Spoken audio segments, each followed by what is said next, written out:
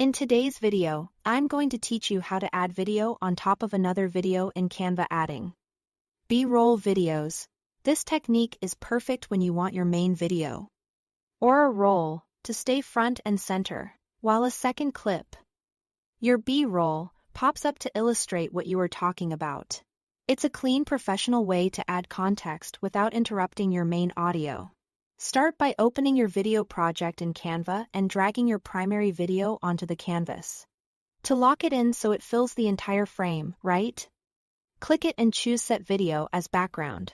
This makes your main clip the foundation of the design, which helps prevent accidental shifts and ensures it maintains the correct aspect ratio throughout your edit. Next, bring in your second video. You can find it in the Uploads tab if you've already added it, or in the Elements tab if you are using stock footage.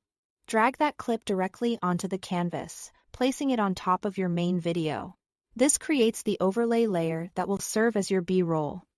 With the top video selected, click the volume icon and set it to 0.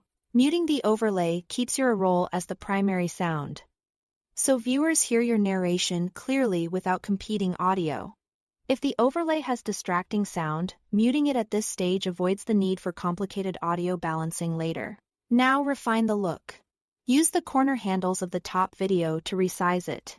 For a picture, in Picture Effect, make it smaller and position it where it doesn't block important parts of the main frame. Often a corner works well. If you want to momentarily replace the visuals while keeping your roll audio, enlarge the B-roll to cover the entire canvas. As you move it, Canvas guides help you align and center the clip for a polished result. Select the overlay video to work on its timing. You'll see a secondary timeline appear above your main timeline. Drag the edges of that purple bar to trim when the B-roll appears and disappears. This lets you show the overlay only during the exact moments you are referencing something on screen, keeping the edit tight and purposeful. That's it. Thanks for watching.